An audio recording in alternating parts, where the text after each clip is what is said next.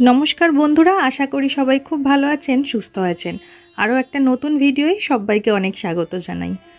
आज 24 एप्रिल बृहस्पतिवार बरुथिनी एकादशी। आजके এই ভিডিওয়ে আমি আপনাদের এই বরুথিনী একাদশীর ব্রত মাহাত্ম্য কথা শোনাতে যাচ্ছি, যা পাঠ ও শ্রবণে সহস্র গাবিদানের ফল লাভ হয় এবং সমস্ত পাপ ক্ষয় হয়ে বিষ্ণুলোকে গতি হয়। তো চলুন এবারে আমরা বরুথিনী একাদশীর ব্রত মাহাত্ম্য কথা শুনে নিই। বরুথিনী একাদশী বৈশাখ কৃষ্ণপক্ষিয়া বরুথিনী একাদশী ব্রত মাহাত্ম্য ভবিষ্যোত্তর পুরাণে যুধিষ্ঠির শ্রীকৃষ্ণ সংবাদে বর্ণনা করা হয়েছে। যুধিষ্ঠির মহারাজ শ্রীকৃষ্ণকে বললেন, হে বাসুদেব, আপনাকে প্রণাম। বৈশাখ মাসের কৃষ্ণপক্ষের একাদশী কী নামে প্রসিদ্ধ এবং তার মহিমাই বা কী তা কৃপা করে আমাকে বলুন। শ্রীকৃষ্ণ বললেন, হে রাজন, ইহলোক ও পরলোকে বৈশাখ মাসের কৃষ্ণপক্ষিয়া একাদশী বরুথিনী নামে বিখ্যাত। এই ব্রত পালনে সর্বদা সুখ লাভ হয় এবং পাপ ক্ষয় ও সৌভাগ্য প্রাপ্তি ঘটে। দুর্ভাগা স্ত্রীলোক এই ব্রত পালনে সর্ব সৌভাগ্য লাভ করে থাকে।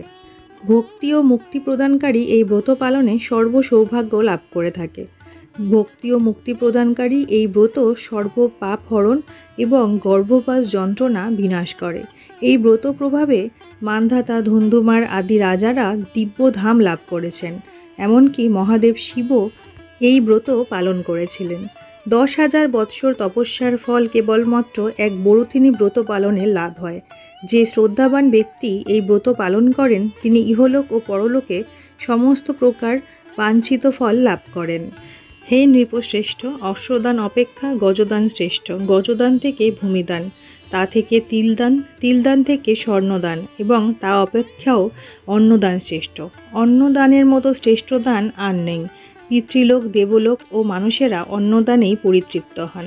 পণ্ডিতেরা কন্যাদানকে অন্নদানের সমান বলে থাকেন। স্বয়ং ভগবান গোদানকে অন্নদানের সমান বলেছেন। আবার এই সমস্ত প্রকার দান থেকেও বিদ্যাদান শ্রেষ্ঠ, কিন্তু এই বরুথিনী ব্রত পালনে সেই বিদ্যাদানের সমান ফল লাভ হয়ে থাকে। পাপমতী যেসব মানুষ কন্যার উপার্জিত অর্থে জীবন ধারণ করে, পুণ্যক্ষয়ে তাদের নরক যাতনা ভোগ করতে হয়। তাই কখনো কন্যার উপার্জিত অর্থ গ্রহণ করা উচিত নয়। যে ব্যক্তি বিভিন্ন স্বর্ণ অলঙ্কার সহ কন্যা দান করেন তার পুণ্যের হিসাব স্বয়ং চিত্রগুপ্ত করতে অসমর্থ হন, কিন্তু বরুথিনী ব্রত পালনকারী কন্যাদান থেকেও বেশি ফল লাভ করে। ব্রতকারী ব্যক্তি দশমের দিনে কাঁসার পাত্রে ভোজন, মাংস, মসুর, ছোলা, শাক, মধু, অন্যের প্রদত্ত অন্নগ্রহণ, 2 বার আহার ও মৈথুন পরিত্যাগ করবে। দ্রুত ক্রীড়া, নেশাজাতীয় দ্রব্য, দিবানিদ্রা, পরনিন্দা, পরচর্চা, প্রতারণা, চুরি, হিংসা, মৈথুন, ক্রোধ ও মিথ্যা বাক্য একাদশীর দিনে বর্জনীয়। কাঁসার পাত্রে ভোজন, মাংস, মসুর, মধু, তেল, মিথ্যা ভাষণ, ব্যায়াম, 2 বার আহার ও মৈথুন এসব দ্বাদশীর দিনে পরিত্যাজ্য।